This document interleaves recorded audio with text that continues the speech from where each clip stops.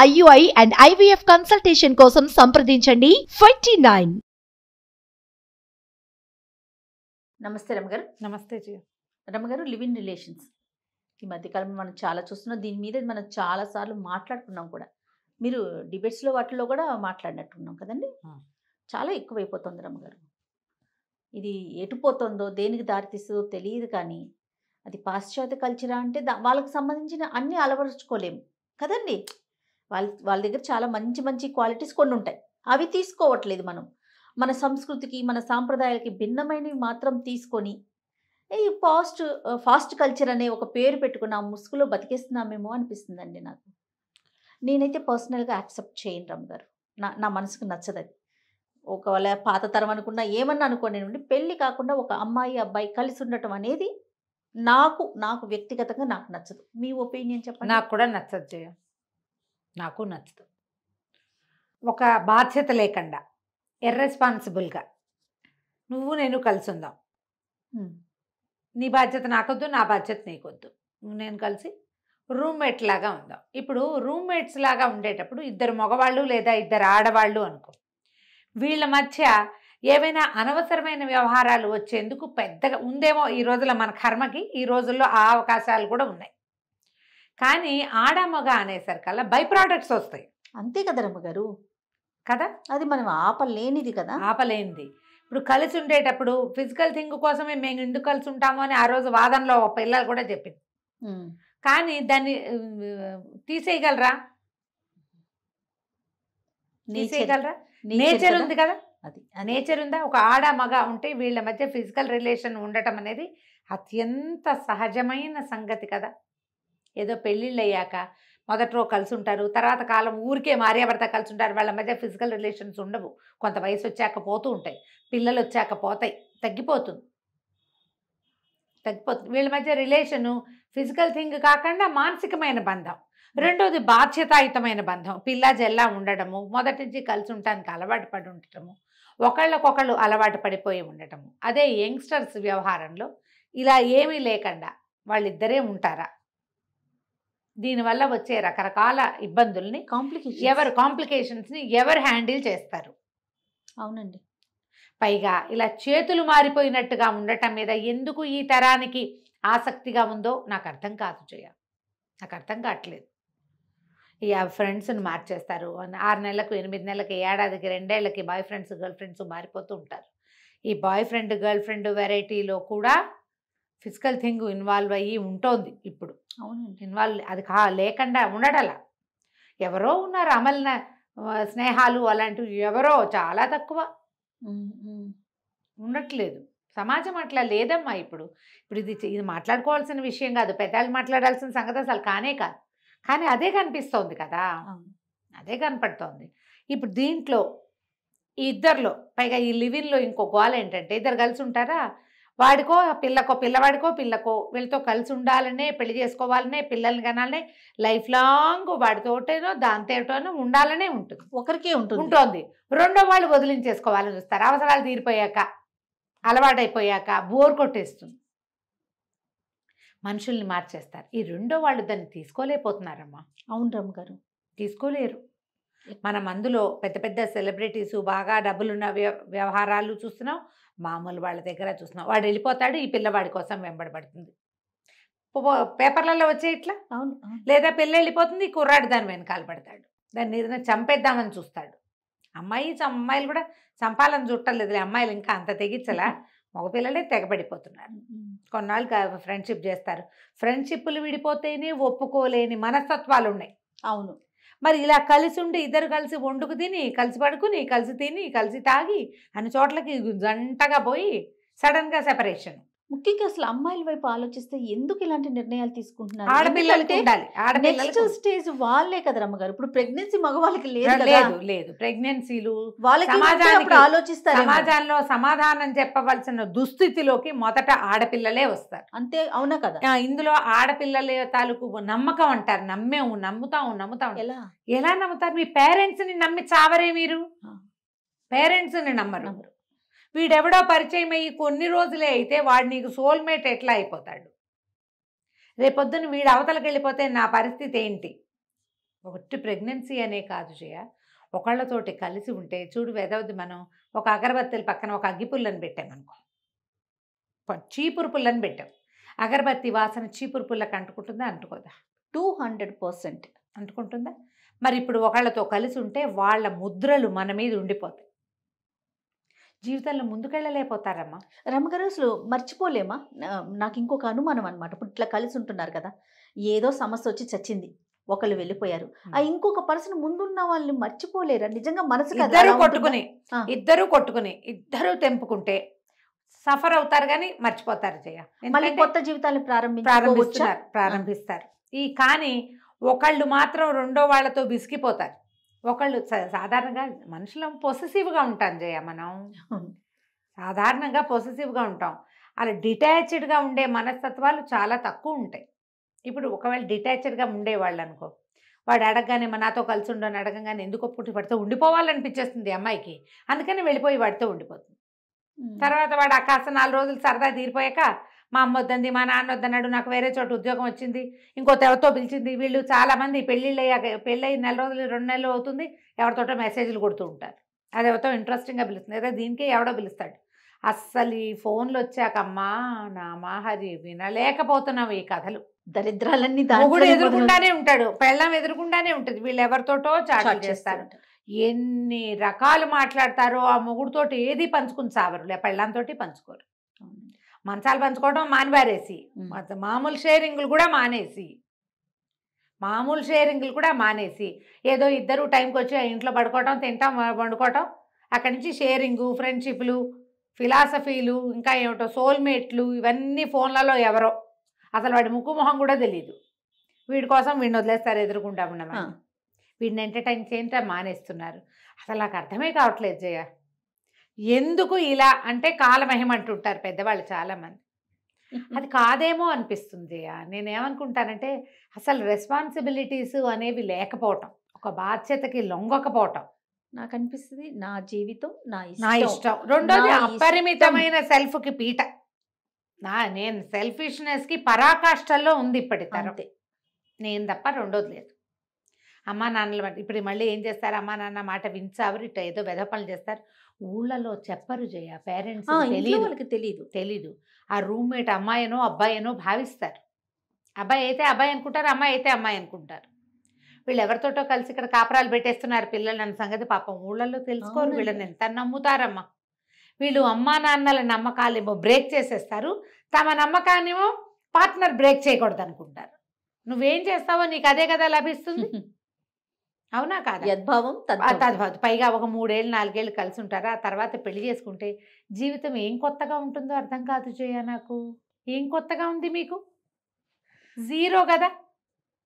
ఏమీ థ్రిల్ లేదు, ఏమీ ఇన్వెన్షన్ లేదు, ఏమీ కనుక్కోవటం లేదు, డిస్కవరీలు లేవు, ఇన్వెన్షన్లు లేవు, థ్రిల్లే లేదు. రొటీన్ అయిపోదు.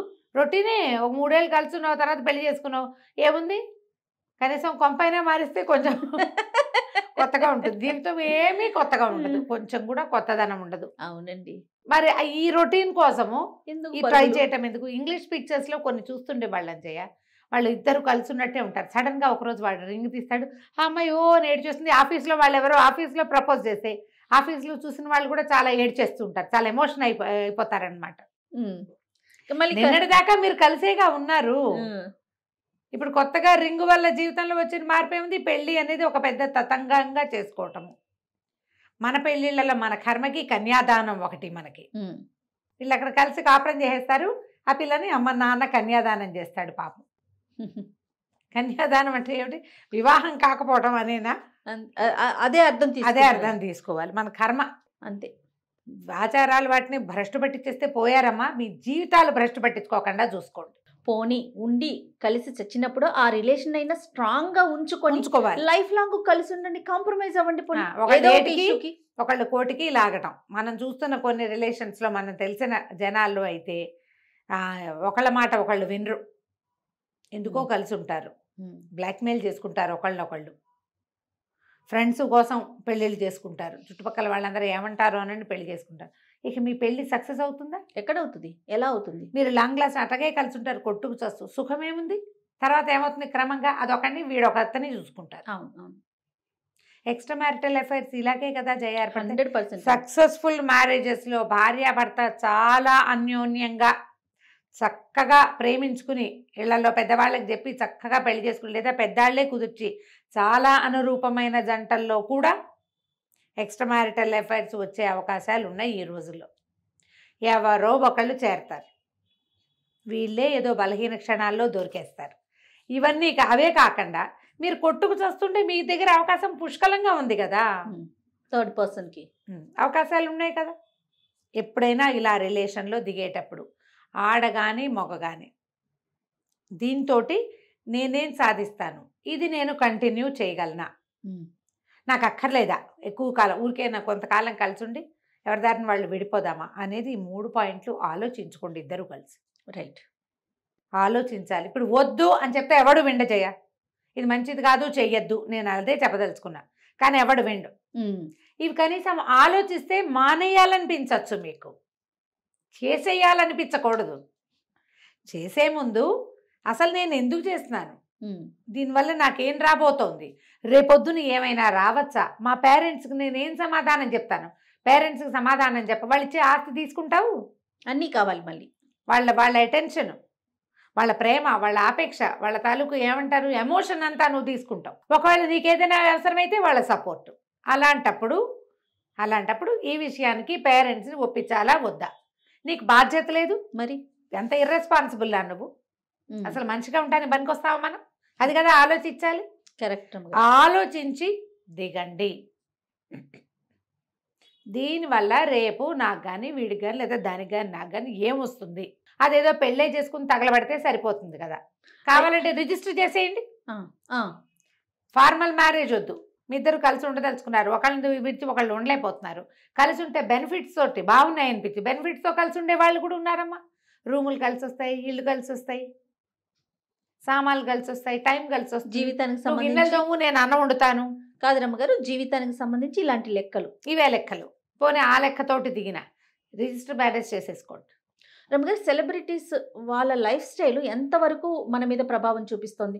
వాళ్ళు ఎవరో ఒక హీరో హీరోయిన్ కలిసి ఉన్నారు అనుకుందాం, మనం చూస్తున్నాం, అనుకునేదేముంది, మనం ఎలా చూస్తాం మనం, వాళ్ళని చూసామా ఏదో పేపర్లలో న్యూస్లోనో వీళ్ళు వాళ్ళతో ఉన్నారు వీళ్ళతో ఉన్నారు, ఎందుకు అక్కర్లేని న్యూస్లు, దిక్కుమాలేని న్యూస్లతోటి కదా ఈ లేటెస్ట్ మామూలు మిడిల్ క్లాస్ పిల్లలు కూడా చెడిపోతున్నారు. వాళ్ళు కలిసి ఉంటే ఈ విలేకరికో లేకపోతే ఈ పత్రికో ఏమొచ్చింది, మీకు ఏమిటొచ్చిందో ప్రభావం ఉంటుందంటారా? ఎంతో కొంత ఉంటుంది జయ, వాళ్ళని చూస్తారు కదా. అలా కాదు, సినిమాల్లోనే కనపడతాయి లివిన్లు, సినిమాల్లో, ఈ హిందీ సినిమాలలో, సీరియల్స్లో, తర్వాత ఏమో ఈ షార్ట్ ఫిల్మ్స్లో, షార్ట్ మూవీస్లో, చిన్న చిన్న రీల్స్లో కూడా లివిన్లు అర్థమయ్యేలాగా కనపడుతున్నాయి.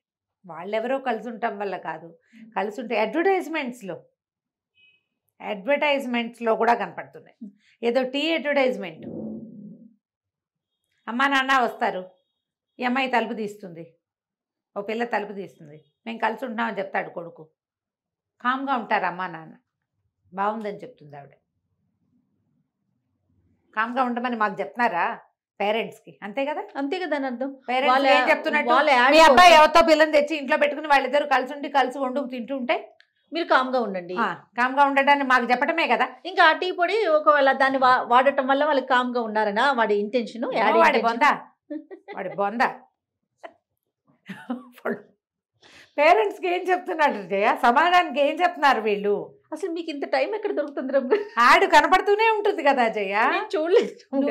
నాకు టీవీ అవకాశం, నువ్వంటే రోజు ఆఫీస్కి వస్తావు, నేను నెలలో 20 రోజులే వస్తానమ్మా సినిమా టీవీ, 10 రోజులు ఇంట్లో 10 రోజులు ఉంది కదా. టీవీలో చూసారా? ఎప్పటి నుంచో చూస్తున్నాను అది.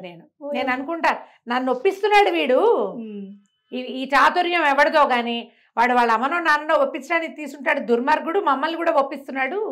మీ అబ్బాయితో పాటు ఒక అమ్మాయి ఇంట్లో ఉండి అది టీ చేసి పట్టుకొస్తే, పైగా అదేమిటో చెప్తుంది, ఉండు గుర్తొచ్చింది ఆ మాట కూడా. ఆయనకి షుగరు, ఈవిడ షుగర్ ఎక్కువ తాగుతుంది, ఆయనకి పంచదార లేదు, దీంట్లో 2 స్పూన్లు పంచదార ఉంది అని చెప్తుంది. అంటే మీ టేస్ట్లు, మీ వాళ్ళ అబ్బాయి తాలూకు అమ్మ టేస్ట్లు అన్నీ అమ్మాయి తెలుసుకుంది. వీళ్ళ ఇంట్లో ఏం జరుగుతుందో మరి అంత బాగా తెలుసుకుంటే పెళ్ళే చేసుకుని తగలబడచ్చు కదా అనుకుంటా యాడ్ చూసినప్పుడు. అమ్మ నాన్న గురించి అన్నీ మాట్లాడుకుని అంత క్లోజ్గా ఉన్నారు వాళ్ళు. పెళ్ళొక్కటి నష్టమా మీకు? అదే కదా, ఆ కాస్త చేసుకోవచ్చు కదా, రిజిస్టర్ చేసేసుకోండి హాయిగా. అప్పుడు ఇది అమ్మాయిల సేఫ్టీ కోసమే చెప్తున్నానమ్మా. రేపొద్దున రేపు మర్నాడు ఏ ప్రెగ్నెన్సీయే వచ్చినా ఒకవేళ వాడు తోక జాడిచ్చిన అబ్బాయి మీరు సేఫ్గా ఉంటారు. Yes, purely అమ్మాయిలకే. ప్యూర్లీ అమ్మాయిలు. కొన్ని చోట్ల అమాయకపు పిచ్చి వేధాల అబ్బాయిలు కూడా ఉంటారు. ఆ పర్సంటేజ్ కొంత తక్కువ అమ్మగారు. అమాయకపు అబ్బాయిలు ఉంటారు. ఆ అబ్బాయిల సేఫ్టీకి కూడా ఇది సరే, ఇద్దరికి కోసం రిజిస్టర్ చేసేసుకోండి. పెద్దవాళ్ళకి చెప్పాక ఏంటి రేపొద్దున మా అమ్మ నాన్న వద్దంటే మానేయడానికి అనువుగా కలిసి ఉంటున్నామా మనం అనేది ఆలోచించండి. ఎగ్జాక్ట్లీ. ఇది కలిసి ఉండటానికి కలిసి ఉంటున్నామా, 4 రోజుల నుండి మానేయడానికి కలిసి ఉంటున్నామా? దీని మీద మళ్ళీ ఇలా అడగంగానే నా మీద నమ్మకం లేదని ఎమోషనల్ సెంటీలు ప్లే చేస్తారు. సెంటీకి పడద్దు. ఎస్, సెంటీకి పడకూడదు. No sentiments. సెంట్లకే పడిపోవాలి. అది ఎవడో పాయిజన్ సెంట్ కొట్టుకోగానే వాడి వెనకాల అమ్మాయిలు వెళ్ళిపోతుంటారు. ఎవడో అమ్మాయిలంతా సిగ్గు లేకుండా ఉన్నారేంటమ్మా, ఏదో సెంటు వాసనలకే పడిపోతారా? నాకు యాడ్స్ చూస్తే ఎంత మండిపోతుందో. ఇంత అసహ్యంగా ఉన్నారా ఆడపిల్లలు? వాడు ఎవడో సెంటు కొట్టి వాడి వెనకాల ఎంత హీనపరచటం. అది హీనమైపోయామా మనం? అంత అసహ్యంగా ఉన్నామా? ఎవరన్నా సెంటు కొట్టగానే వాడి వైపు చూస్తారా ఆడవాళ్ళు? అదే నాకు కావాల్సింది. అదే కదా. అంటే నీకు అంత తాత్కాలికమైంది చాలని ఆడవాళ్ళకి సమాజంలో సగం పర్సెంటేజ్, మోర్ దాన్ 50% ఉన్న స్త్రీ సమాజానికి వాళ్ళు ఏం చెప్తున్నారు? అవునండి, అవును. ఓ సెంటు కొడితే పడిపోతావు, నువ్వు ప్లే చేస్తే పడిపోతావు, నువ్వు ఎందుకు పనికి మాలిన దానివని చెప్తున్నారు. నాకు ఎంత మండుతుందో దాన్ని చూసినా కూడా భలే కోపం వస్తుంది. ఈ నేను చూసాను, చూసిన ప్రతిసారి కడుపు రగిలిపోతుంది. నాకైతే చిన్నప్పుడు పిల్లల్ని కోపం వస్తే స్కూల్లో ఒక మాస్టర్ కాదు అలా గుర్తుంది నాకు, జుట్టు పుచ్చుకొని గోడకేసుకోవటం. నాకు నిజంగా కొట్టాలని మీకు అలా కొట్టారే, జుట్టు గోడకేసి కొట్టేస్తా అని బెదిరించేవారు, కొట్టేవారు కాదు. నాకు కూడా అలాగే కొట్టాలనిపిస్తుంది. ఇంత హీనపరిచిన మనం చూస్తూనే ఉన్నాం. ప్రతి కుక్కర్ యాడు, మిక్సీ యాడు, గిన్నెల యాడు, దొన్నెల యాడు అన్నిటికీ మనమే, ప్రతి పని చేసే యాడికి మనమే, ప్రతి వాషింగ్ మిషన్కి మనమే. వాడెవడో సెంట్ వేసుకుంటాడు, మన కర్మకి దానికి కూడా మనమే. నువ్వు పడిపోతావు. వస్తువులు అంటే ఒక ఎత్తు రమ్మగారు, ఓకే ఓకే అనుకుంటాం, నువ్వు పడిపోతావు. వాడి సెంటికి మనం వెనకాల పరుగులు పెట్టాలి ఏంటి చండాలంగా, దరిద్రం. ఇది ఎంతో బాగుందని చెప్తూ ఉంటాం. మన కర్మమ్మ, వాటికి పడకండి, ప్లాన్ చేసుకోండి. రైట్, సరిగ్గా ప్లాన్ చేసుకుని ఒకవేళ ఇందులో దిగాల్సే వస్తే ఒక టైం పెట్టుకుని ఇంతకాలం కలిసి ఉందాం, ఆ తర్వాత పెళ్ళే అను. మీ దృష్టిలో అసలు పెళ్ళే లేకపోతే గంగలో దూకండి, మీరు ఇష్టం. బావిలో దూకటమే, పెళ్ళి లేదు మీకు కూడా. ఊరికే కొంతకాలం కలిసి ఉందాం, తర్వాత ఇంకోటి చూసుకుందాం అనుకుంటే ఇక మీరు మీకు మేము చెప్పేది ఏం లేదు. మీరు సమాజానికి మీ వల్ల జరగబోయే మేలు లేదు. మీ కర్మానికి మీకు ఏమైనా పిల్లలు పుట్టారంటే రేపొద్దున వాళ్ళకి సమాధానం ఎలాగో మీరు చెప్పుకోవాలి. ఆ పని చేయొద్దు. అంతేగా. అంతే రమ్మగారు. రైట్. నమస్తే. నమస్తే.